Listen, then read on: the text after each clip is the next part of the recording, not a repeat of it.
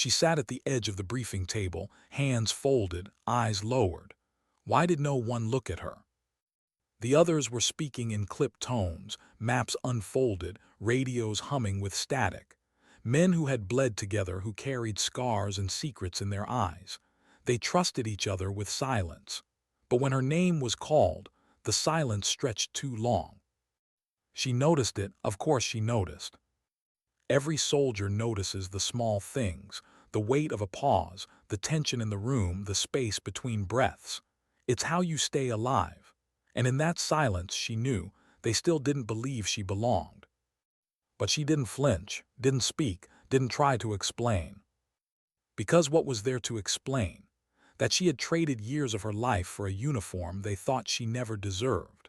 That she had spent nights alone in desert winds, learning patience so deep it became part of her bones. That she could line up a shot at 1,200 yards and hold her breath until the world itself seemed to stop. No, words would never change their minds, only action. The colonel's voice broke the tension, calm, commanding, "We move at dawn." Papers shuffled, boots scraped the floor, men stood. She stayed seated a moment longer, staring at the red line drawn across the map, a route that led into silence, into shadows, into a place where not all of them would come back. And still she rose, quiet, unshaken. The hangar smelled of oil and metal, the kind of smell that clings to skin, reminding you this is all machinery and blood, nothing romantic about it. She checked her rifle piece by piece, fingers grazing each part like a ritual. Bolt, scope, barrel. She could do it blindfolded. She had once to prove herself. Outside, voices echoed, a laugh here, a curse there. She caught fragments of conversation. One of the younger guys, Ramirez, was telling a story about his kid learning to ride a bike. His voice cracked when he said the word dad. She paused, listening longer than she should have. Because she had once dreamed of that sound too. A child's laugh.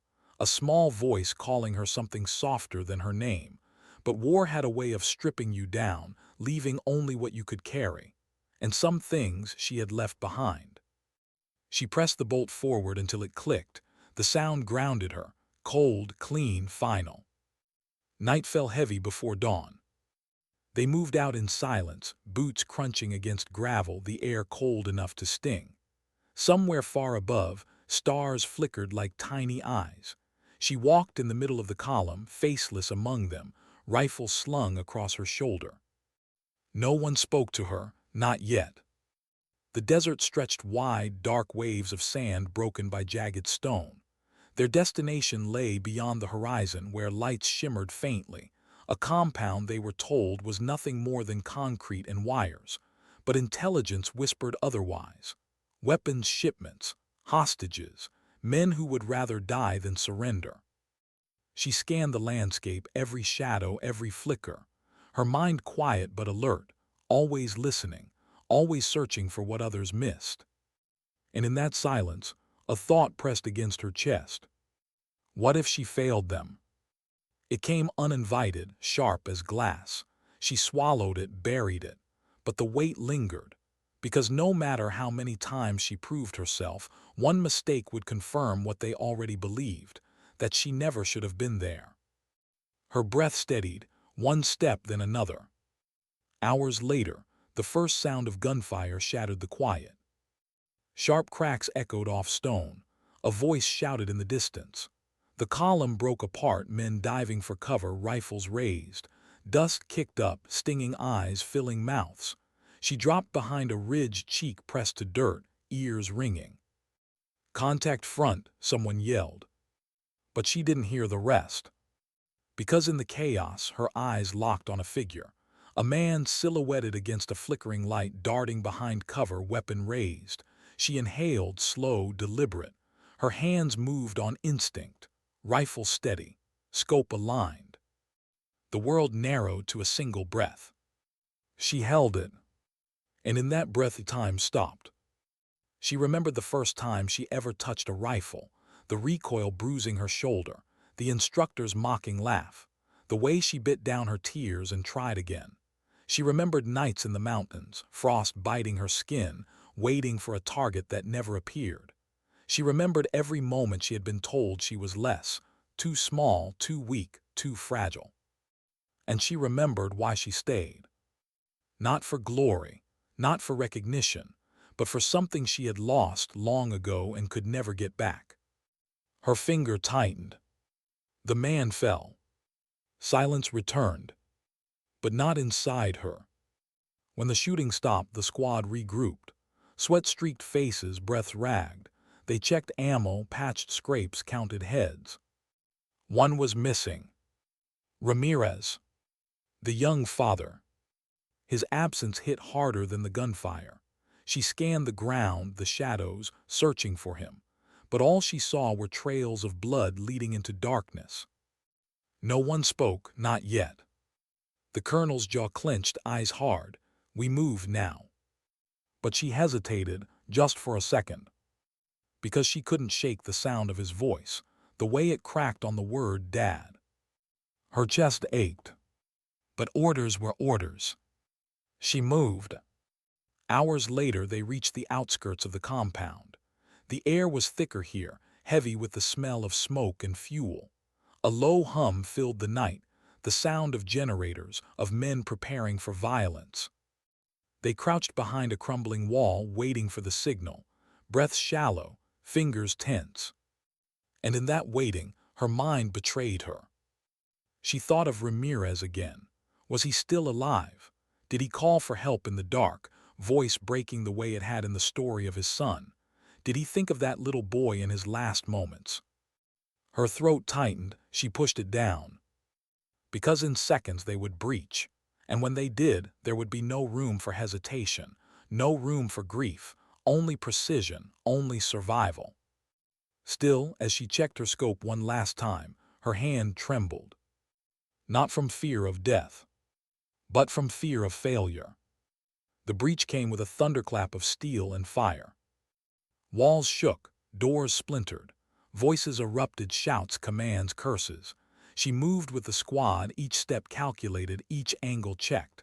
Gunfire roared, echoing through narrow corridors.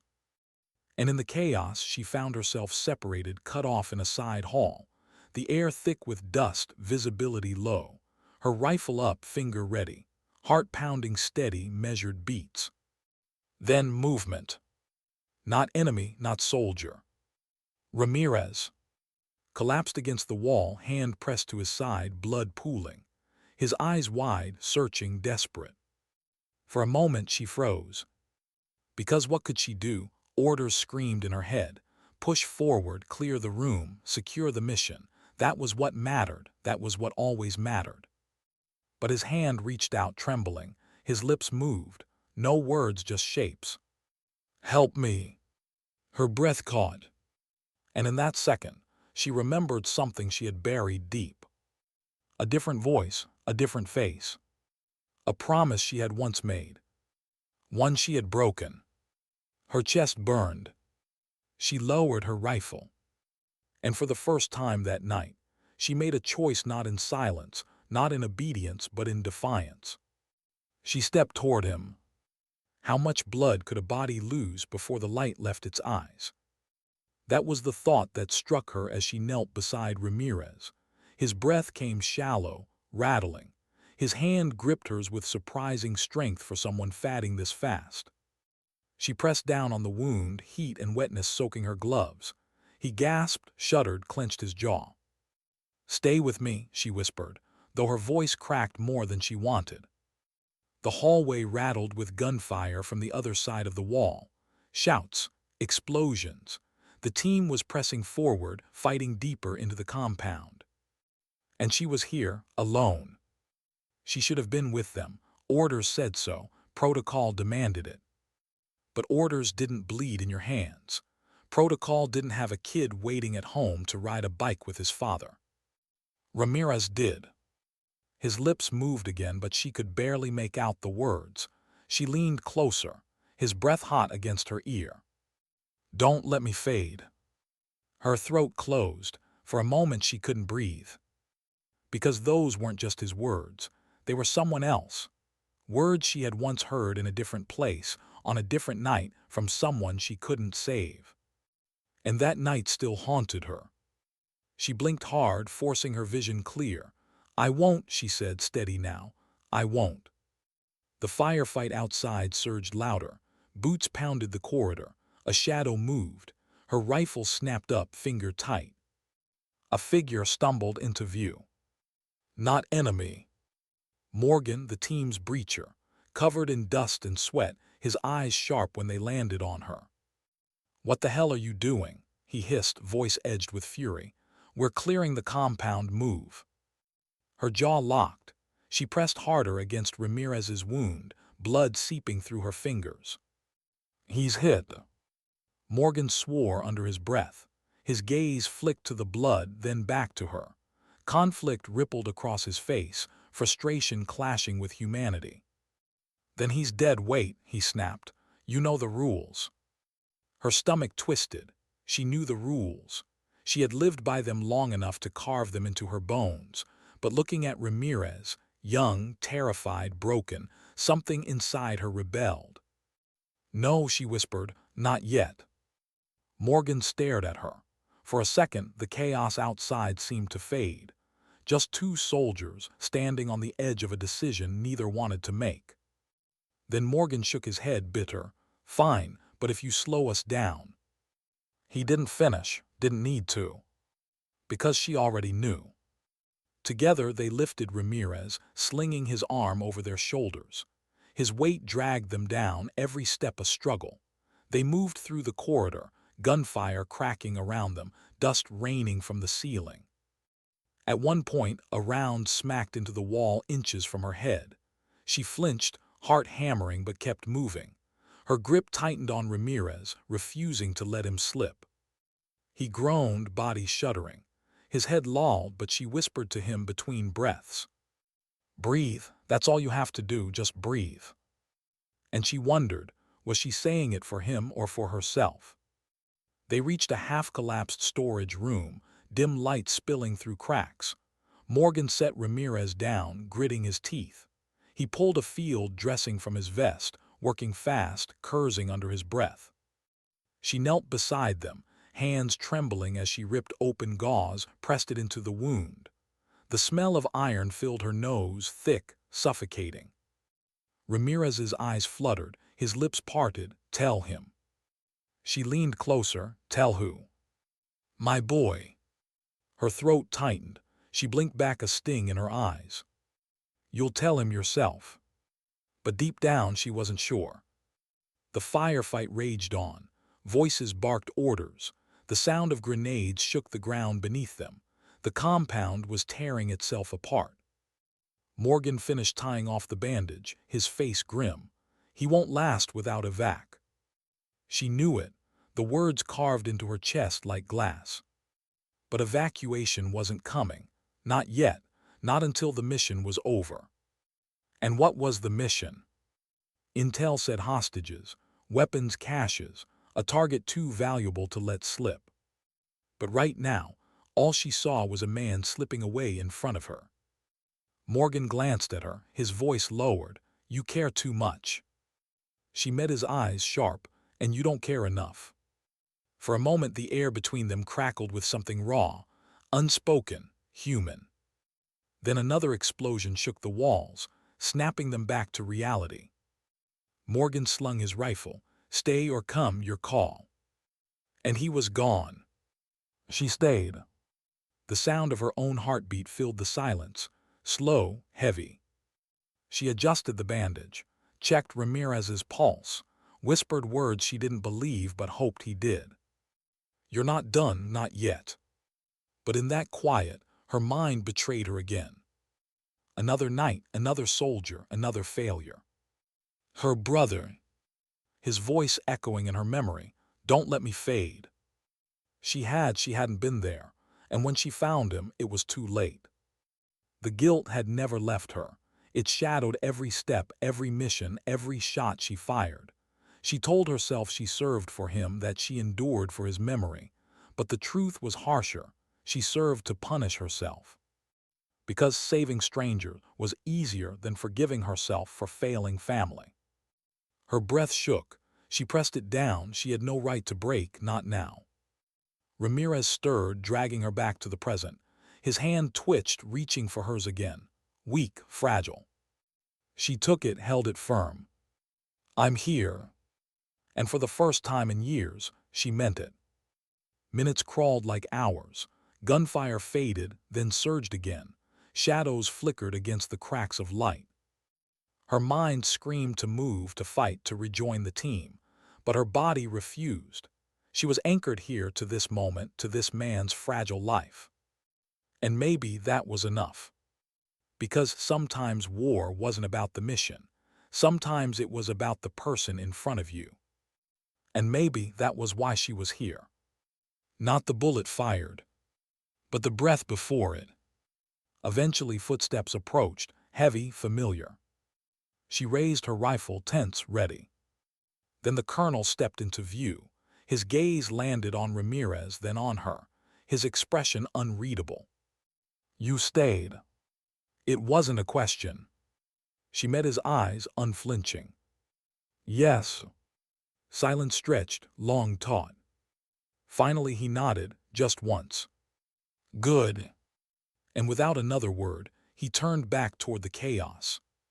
For the first time, she wasn't sure if he meant it as approval or warning. But either way, something had shifted. Ramirez's breathing steadied, faint but steady. His pulse fluttered beneath her fingers, fragile but there. And in that fragile rhythm, she found something she hadn't felt in years. Hope. Not for herself, but for him. For his boy. For the promise that maybe, just maybe, not everyone she touched had to fade away. And that night, sitting in the ruins of a war-torn compound, hands stained red, ears ringing from silence and gunfire alike, she understood something she had never dared to believe. That saving one life could mean more than completing any mission. And for her, it was enough.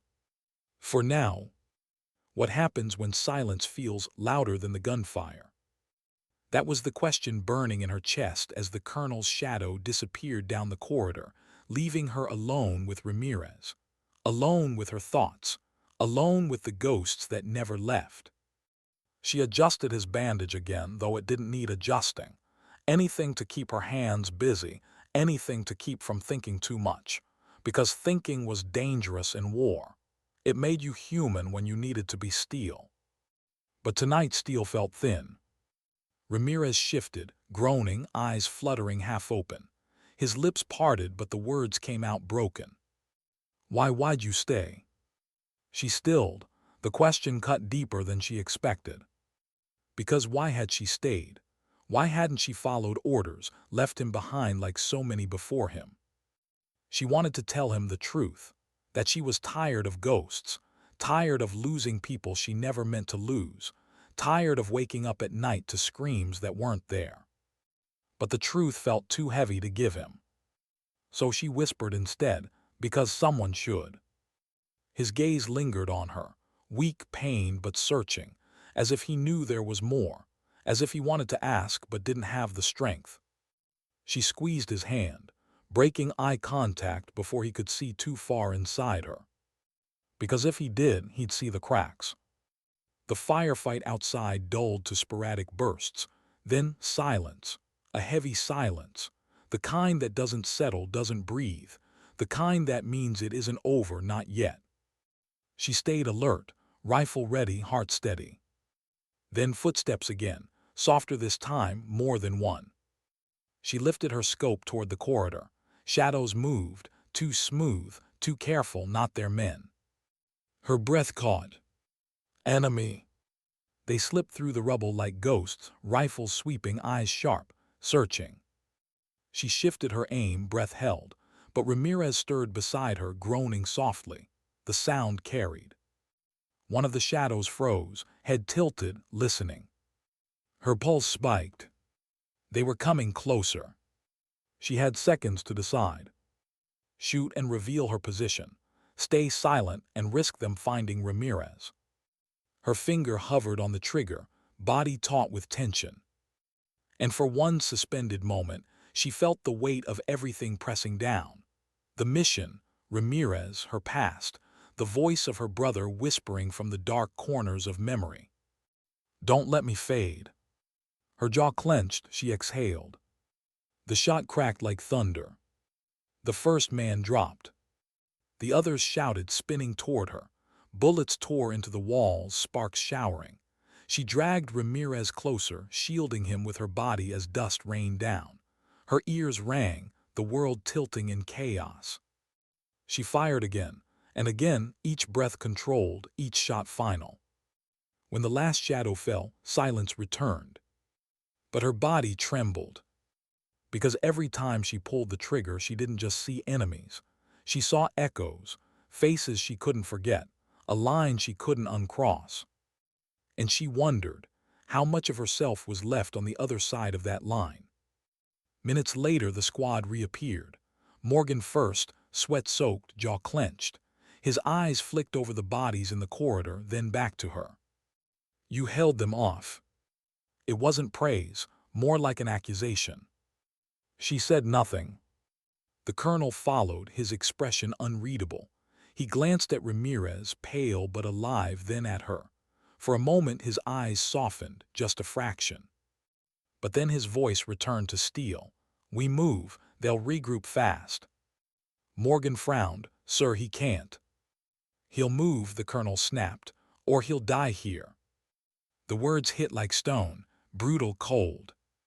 But true. Her stomach twisted, but she nodded. I'll get him up. The colonel didn't argue, just turned away. And for the first time she realized, maybe he trusted her, not because he wanted to, but because he had no choice. The night air outside felt sharper, colder. Smoke drifted across the compound, the stench of fuel and blood thick in her throat. Somewhere in the distance, dogs barked. The enemy would regroup soon. They moved fast, supporting Ramirez between them. Each step dragged at her shoulders, but she refused to let go. She whispered to him, low, steady, like a lifeline. One step, that's all, just one more.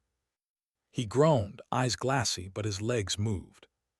And with each step, she thought of her brother again, of how he never got that one more chance. Of how maybe, just maybe, saving Ramirez was a way of saving him. They reached an abandoned outbuilding on the compound's edge, broken walls, half-collapsed roof. It offered cover, nothing more. Inside, the squad regrouped. Sweat, dirt, blood, faces carved by exhaustion. Morgan slumped against a wall, reloading. Two others argued in hushed voices about the next move. The colonel crouched by a map, his face lit by the faint glow of a flashlight. She lowered Ramirez onto a makeshift cot of tattered canvas. His breaths came shallow but steady, for now. Then, for the first time all night, she allowed herself to sit.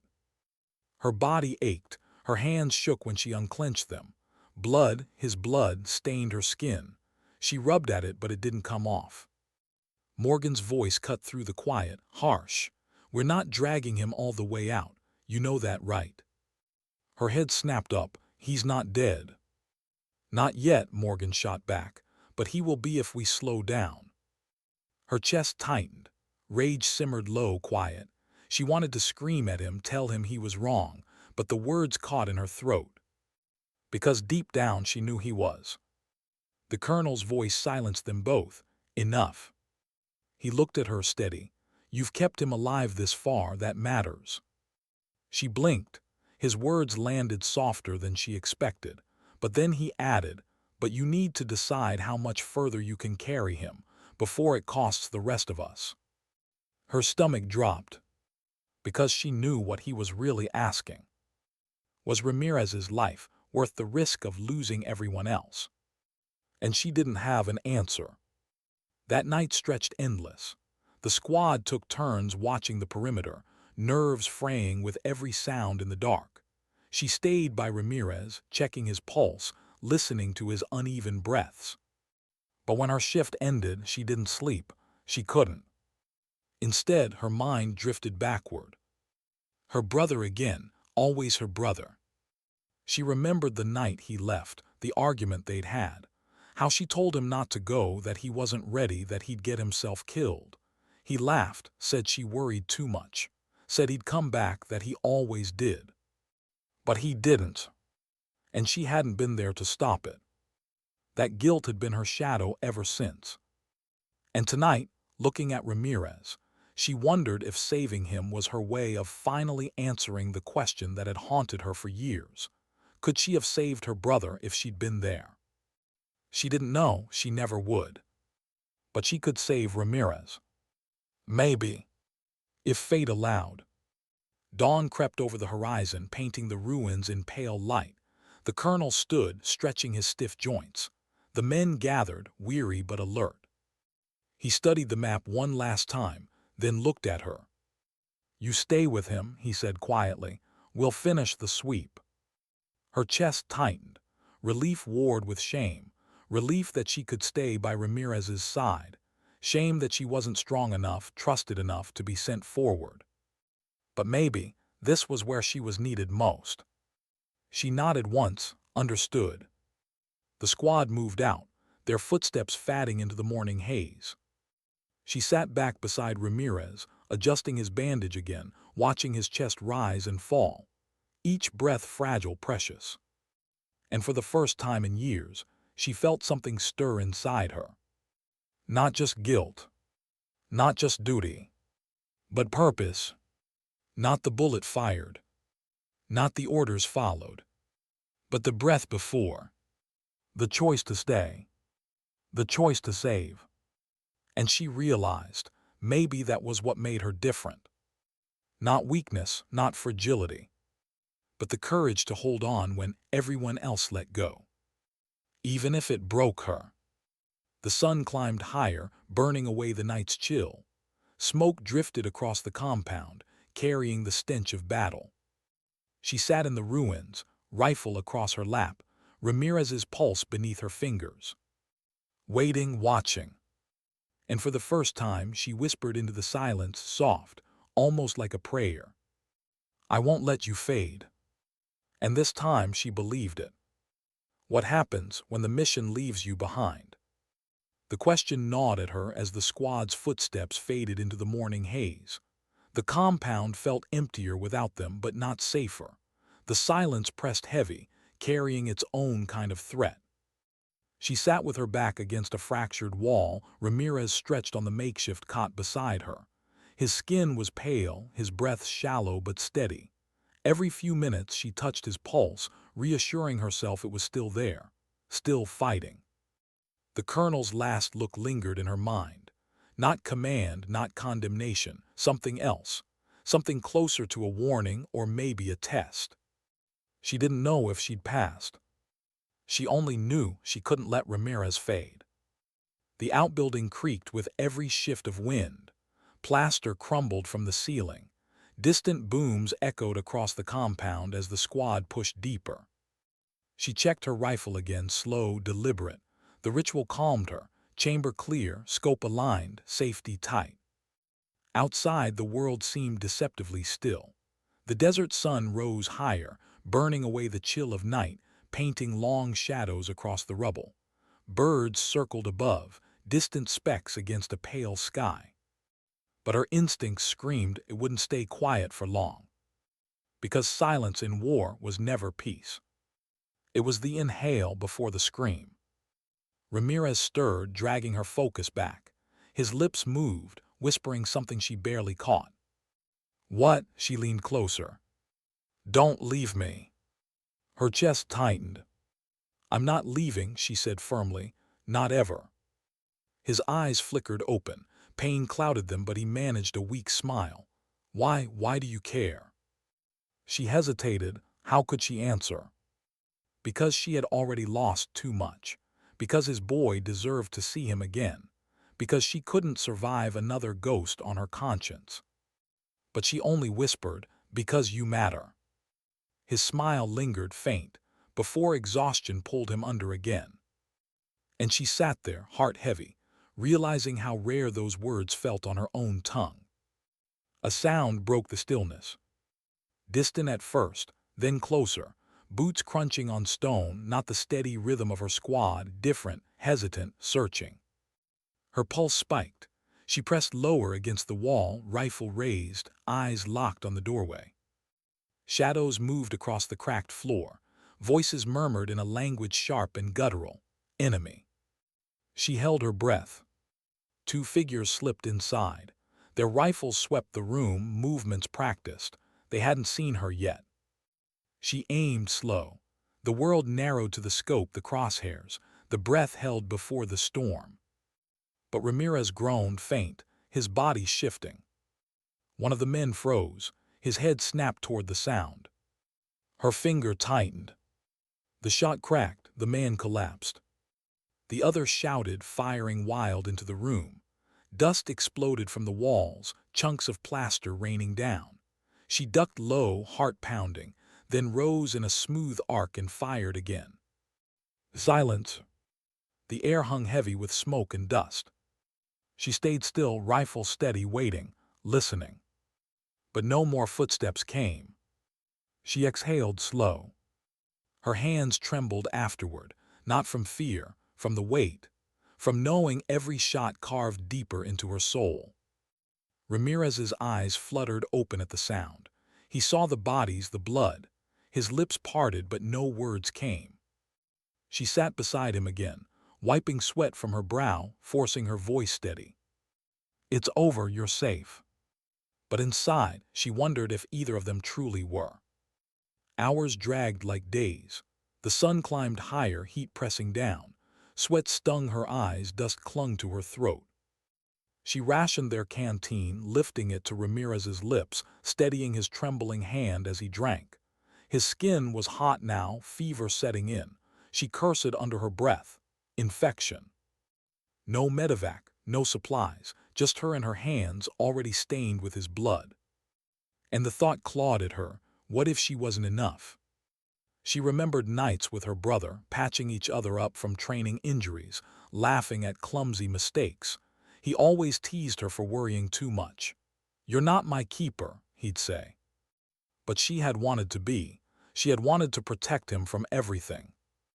And she had failed. Her hands clenched. She refused to fail again. She tore strips from her own undershirt, wet them with the last of the water, pressed them to Ramirez's forehead. His breathing eased slightly, his body relaxing. She whispered to him, though she wasn't sure if he heard. You hold on, you hear me. You don't get to fade, not like he did. Her voice cracked at the last words. She pressed her lips together, swallowing the tremor.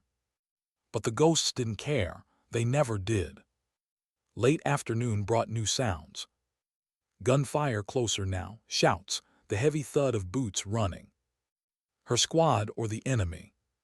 She lifted her rifle, pulse racing, every nerve on fire. Then the colonel's voice, shouting commands, sharp and commanding. Relief washed over her like cold rain. Moments later, the squad burst back through the doorway. Dust-covered, sweat-soaked, eyes hard. Morgan first. He froze at the sight of the bodies on the floor, then at Ramirez, still alive. You kept him breathing, he muttered, not disbelief, not anger, something closer to reluctant respect. She said nothing, just met his gaze steady. The colonel crouched by Ramirez, checking his pulse, his bandages. Then he looked at her. You've done more than I expected. Her chest tightened. She wasn't sure if it was praise or burden. But before she could answer, the colonel's face hardened. They're coming, more than before, we move now. The squad shifted, tension sparking. Morgan spoke up. He won't make it if we move. The colonel's eyes flicked to her, waiting. The choice hung in the air, sharp as glass. Leave him or carry him. Her throat tightened. She looked at Ramirez, at his pale face, at the weak rise and fall of his chest. Then she looked at the squad, tired, strained, still needing her steady aim. Her heart split down the middle. Duty or mercy? Her brother's voice echoed again, ragged, pleading. Don't let me fade. She clenched her jaw. We carry him, she said, voice steady. Morgan swore under his breath. but the colonel only nodded once. "Then we carry him." And with that, the decision was made. They lifted Ramirez together, her shoulders straining under his weight. The squad moved out into the burning light of late afternoon, shadows stretching long across the ruins. Every step was agony, every sound in the distance was a threat. But she didn't falter, because for the first time in years, she felt like she wasn't running from ghosts. She was defying them, step by step, breath by breath. Not the bullet fired, but the breath before. As the sun dipped low, painting the sky in fire, the squad reached the edge of the compound. And there in the fading light, they saw what awaited. Dust rose in the distance. Engines growled, dozens of figures advancing, armed and relentless. The enemy had regrouped, and they weren't going to let them leave. She tightened her grip on Ramirez. The squad tightened their circle, weapons raised, breaths sharp. And in that moment, standing on the edge of survival, ghosts pressing at her back, the future a storm of fire, she understood something. War wasn't just fought with bullets. It was fought with the courage to hold on when the world told you to let go. And tonight she would not let go, no matter the cost. What happens when the horizon itself becomes the enemy? She saw it first, the dark smudge on the edge of the desert, swelling, spreading. At first, it looked like smoke. Then the shapes resolved into trucks, bikes, figures advancing with ruthless certainty. The colonel's jaw clenched, his hand lifted, signaling the squad to tighten. No one spoke, no one needed to. It was clear, the enemy wasn't retreating, they were hunting. And they had found them. Her breath hitched. She shifted Ramirez higher on her shoulder, his weight dragging her down. Sweat poured down her back, stinging her eyes. Every step was fire, but she didn't falter. Not now, not here.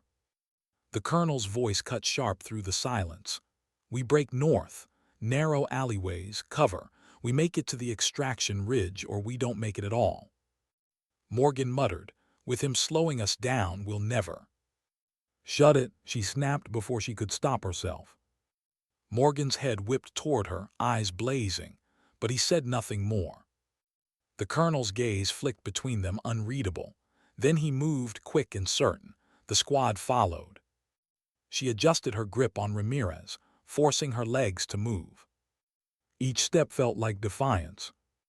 The first shots rang out before they reached the alley. Bullets snapped past, cutting through the air with an ugly hiss. Stone walls shattered around them. Dust clouds burst, choking, blinding. Contact left, Morgan shouted, firing back, his rifle barking. The squad dropped into formation, disciplined, precise. She lowered Ramirez behind a crumbled wall, then slid beside him, rifle raised. Through her scope she caught flashes of movement, shadows darting between ruined doorways, rifles gleaming in the dying sun. She breathed steady, finger tightening. One shot, a figure collapsed. Another darted out, another shot, another body.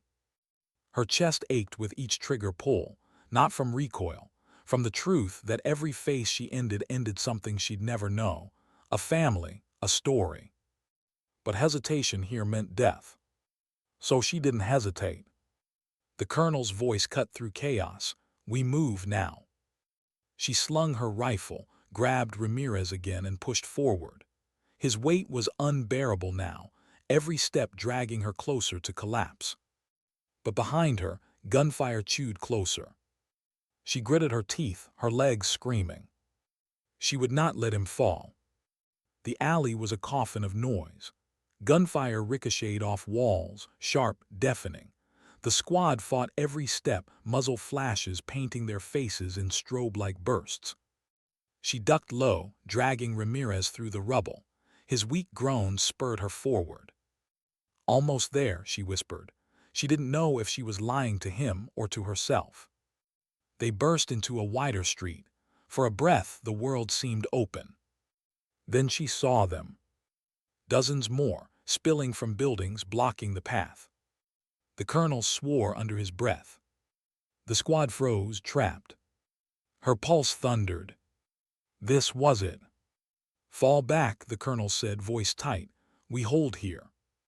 The squad pressed into cover, firing in disciplined bursts. The enemy advanced, shouting, bullets tearing through the street.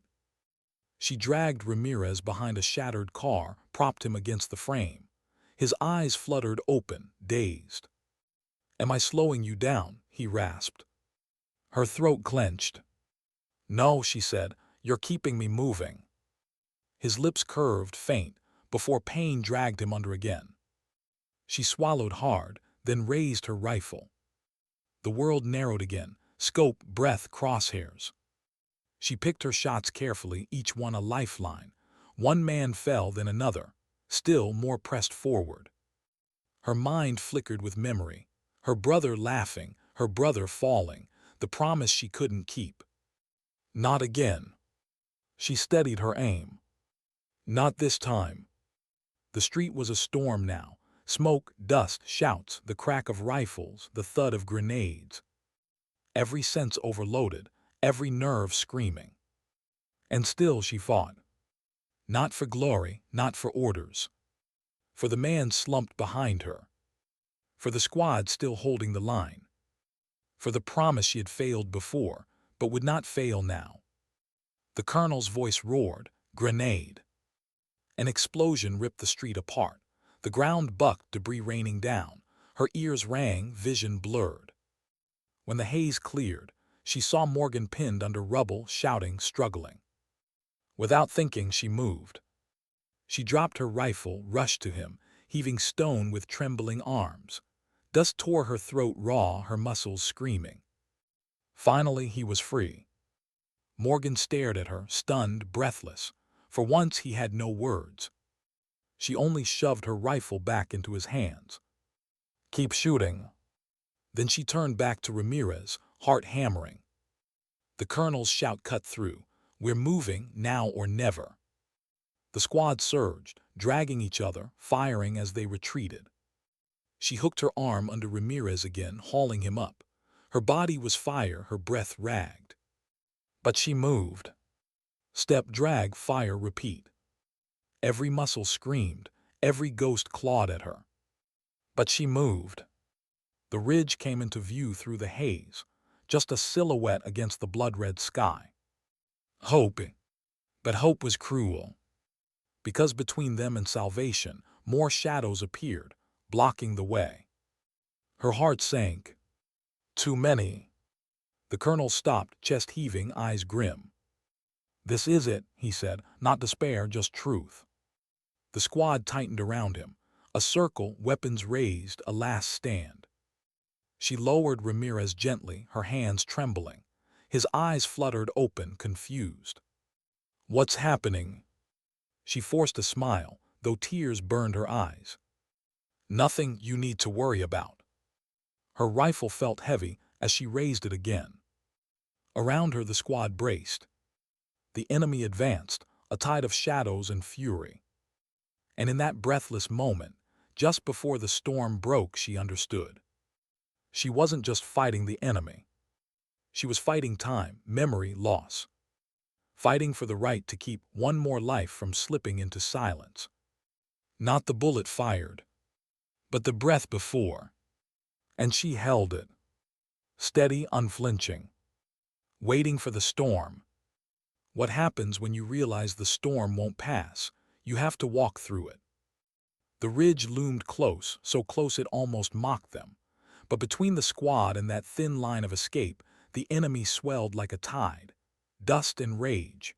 Dozens of them, rifles lifted, voices carrying sharp and merciless in the dry air. The squad tightened their circle, weapons bristling outward. A ragged, defiant heart in the middle of a desert intent on crushing it. The colonel's voice was steady, controlled. "We hold. We cut them down one by one. We don't break." But under his tone lay something else, a truth no one wanted to name. They weren't built to win this fight, only to buy enough time for someone, anyone, to survive it. She crouched by Ramirez, brushing dust from his face. His eyes flickered open, hazy, unfocused. "Still here," she whispered. "Barely," he murmured, the faintest smile tugging at his lips. "Barely is enough." Her hand lingered a moment longer before she picked up her rifle. She settled into position, heart racing but steady in the way that only came when there was nothing left to lose. The colonel raised his hand, paused, then dropped it. Gunfire erupted. The first wave fell hard. The squad was precise, efficient, years of training collapsing into seconds of action. She found her rhythm, scope, breath, trigger. One target down, shift. Another. The sound of her own heartbeat blended with the staccato of rifles, the whine of bullets slicing the air. But for everyone that fell, more appeared. The enemy pressed closer, fearless, relentless. Bullets sparked off stone, off metal, chipping the earth around them. She ducked as shards of rock sprayed her cheek. Heat seared through the street. The storm had begun. A scream tore through the chaos. Corporal Hayes, hit in the shoulder, spun to the ground. He clutched at the wound, blood streaming between his fingers. She didn't think, just moved. She slid beside him, yanking her belt free, pressing it hard above the wound. His face twisted in pain, his eyes wild. "Stay with me," she barked. "You're fine, just a scratch." Her voice broke on the last word, but she forced it steady. Hayes's breathing slowed, steadied. His gaze locked on hers, fear giving way to something else. Gratitude. She shoved her rifle back into his hands. "Keep firing." Then she rose, pulling her own weapon tight, planting herself between him and the advancing tide. Morgan shouted over the gunfire, voice hoarse. "We can't hold, there's too many." The colonel fired 3 more rounds before answering. "Then we make them bleed for every inch." His tone was iron, but his eyes flicked toward her, just for a second. It was enough. Because she saw it, the strain, the doubt. And something deeper. The weight of command pressing cracks into him. The fight dragged. Minutes felt like hours, hours like years. The squad was thinning, ammo running low, bodies battered, breath ragged. Still they fought. Still she fought. Her shoulder burned from recoil, her arms numb, her throat raw from smoke and dust. But she held steady.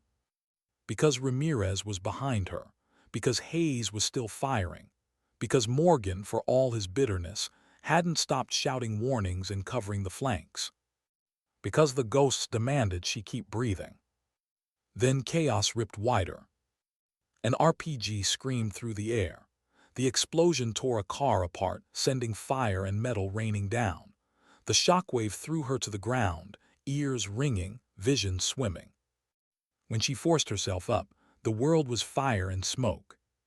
She staggered toward Ramirez's position, heart hammering. The smoke cleared, he was still there. But beside him, the colonel lay motionless. Her breath caught. She dropped beside him, hands trembling.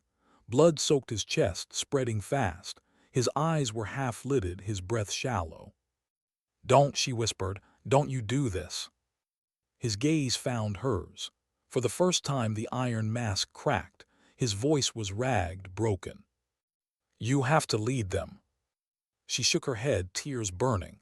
"No, you're not done, not yet." But his hand gripped hers, firm despite the blood. "They'll follow you, don't waste it." Her throat closed. And then his hand slackened, his eyes stilled. "Gone." The storm roared around her, but inside, everything fell silent. For a long second she couldn't move, couldn't breathe. Then Morgan's voice cut through, raw, desperate. "What do we do?" She looked up, eyes burning, chest heaving. And somehow the words came. "Hold the line." Her voice cut sharp through the chaos. The squad snapped to it, no hesitation. Because the colonel was gone. And she was all they had left. The fight turned feral. Every bullet mattered now. Every second.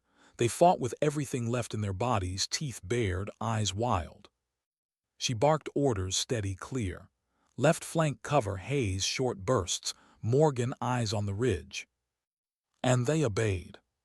She became the voice that steadied them, the anchor in the storm.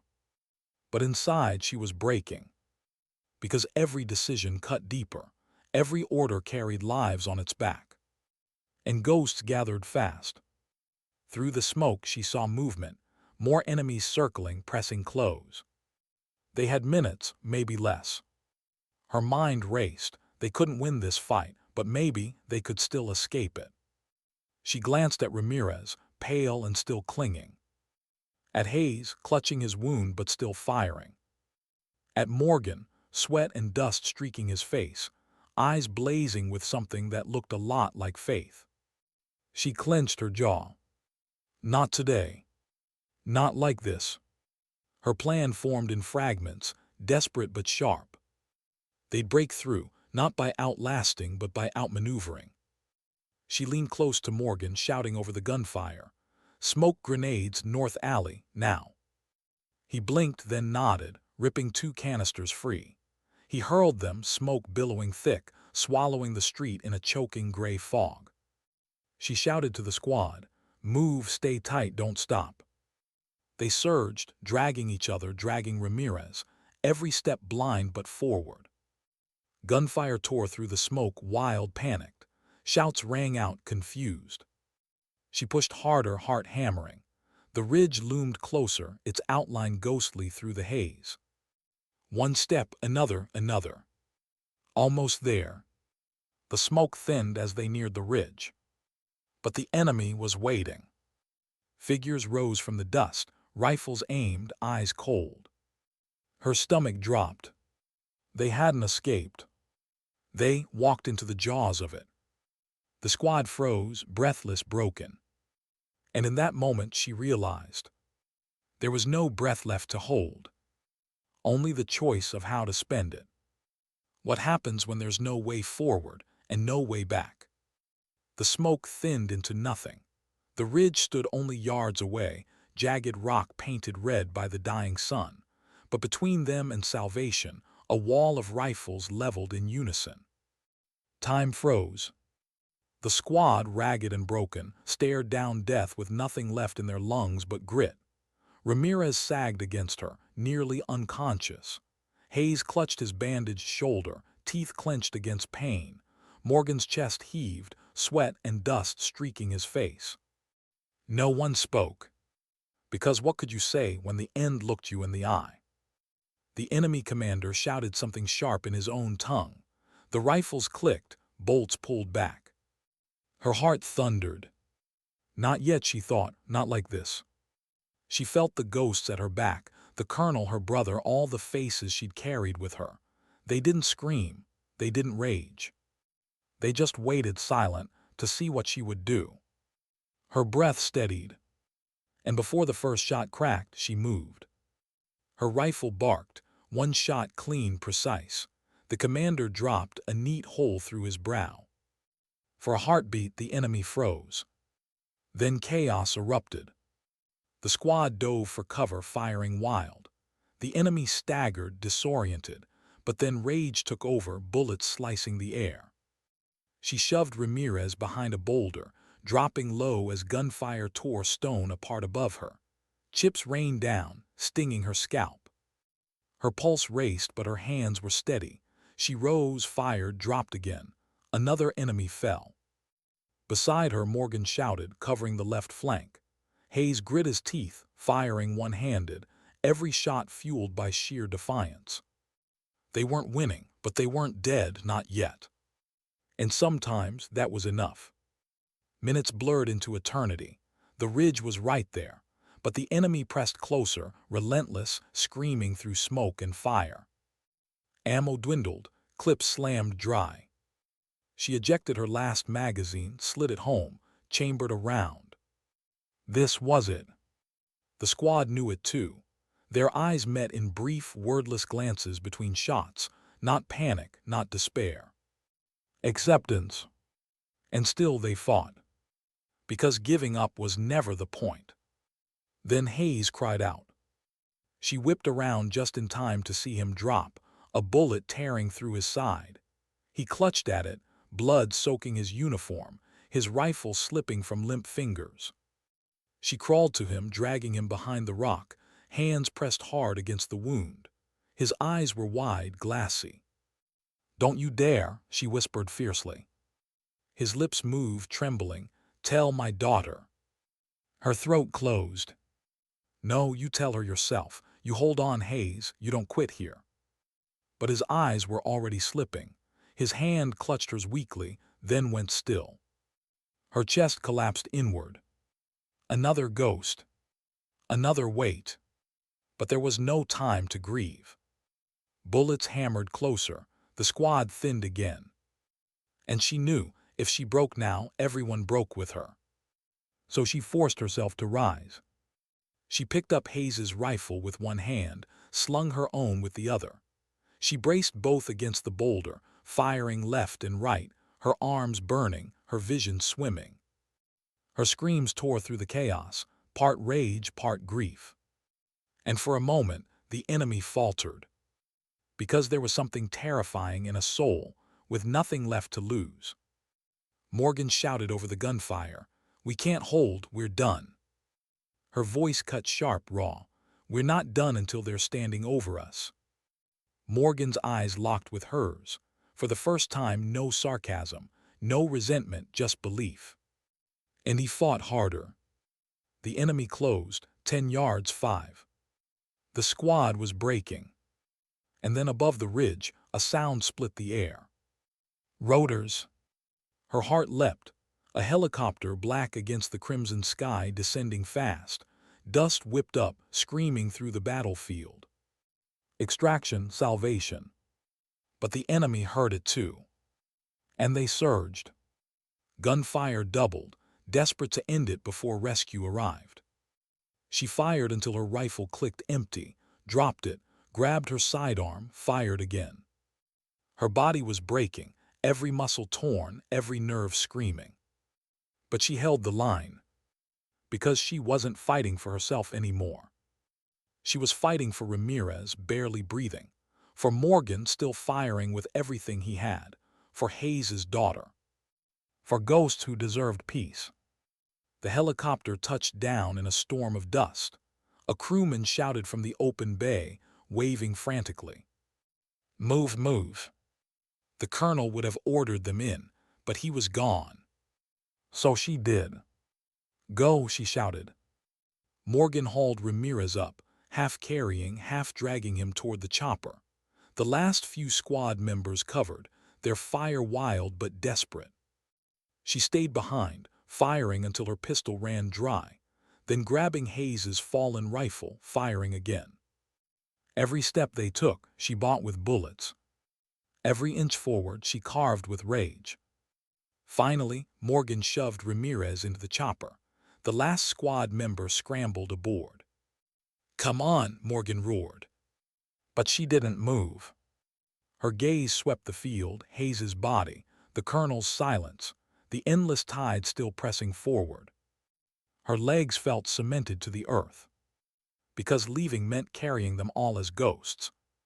And maybe she deserved to. Morgan's voice broke through again, raw, desperate. "Get in the damn bird." Her chest heaved. Her brother's voice flickered again in memory. "Don't let me fade." And she realized this wasn't about penance. It was about choice. She could stay and be another ghost, or she could live and carry them with dignity. Her fists clenched. And she ran. Bullets chased her, slicing the air, chewing the ground. She sprinted through smoke and dust, every breath a knife, every step fire. She dove, hands grasping the helicopter's edge. Morgan hauled her in, dragging her onto the floor. The crewman shouted, "We're up, we're up." The helicopter lifted, the battlefield shrinking below. The ridge, the smoke, the bodies, all falling away into distance. She collapsed onto the floor, chest heaving, dust and blood streaking her face. For the first time since it began, she let herself close her eyes. Not relief, not triumph. Just the fragile truth that they had survived. But survival wasn't victory. It was debt. And it was hers to carry. As the helicopter roared into the darkening sky, Morgan sat across from her, sweat and dust masking the grief in his eyes. He didn't speak, neither did she. They didn't need to, because silence spoke louder than words. And in that silence she felt it, the weight of ghosts settling into her chest, heavy, unrelenting. But this time she didn't run from it. This time she bore it. Because sometimes strength wasn't in the bullet fired. It was in the breath you still drew, when you weren't supposed to. She stared at the horizon, waiting for the sound that never came. Victory was supposed to have a roar, but all she heard was the hollow silence of survival. The battlefield was behind her, but inside her, it remained loud, unfinished, unresolved. They told her she had done enough, that the mission was complete, that the cost was acceptable, but no one mentioned the weight. No one warned her how silence could feel heavier than gunfire. At night, when the world slept, she still felt the trigger beneath her finger. She remembered the breath she held, the lives that balanced on it, the choice that was never hers but always hers alone. And when she finally exhaled, she carried the echo like a shadow. The others had their stories. Some drank, some prayed, some laughed too loudly in rooms that were too quiet. Each tried to bury the war in their own way, but she didn't bury it, she wore it, quietly, patiently, like a second skin. And yet beneath the silence there was something else. Not pride, not glory, something harder to name. The knowledge that in the smallest of moments, in the breath before the storm, she had been the stillness that kept others alive. She wasn't the bullet fired. She wasn't the explosion that made headlines. She was the pause, the restraint, the fragile line between chaos and control. And maybe that was the point. Not all wars are won by the loudest act. Some are carried by the quietest ones. She closed her eyes, listening one last time to the silence. It didn't break her anymore. It defined her. Because sometimes dignity doesn't speak. It simply acts. And then, without a word, she walked away.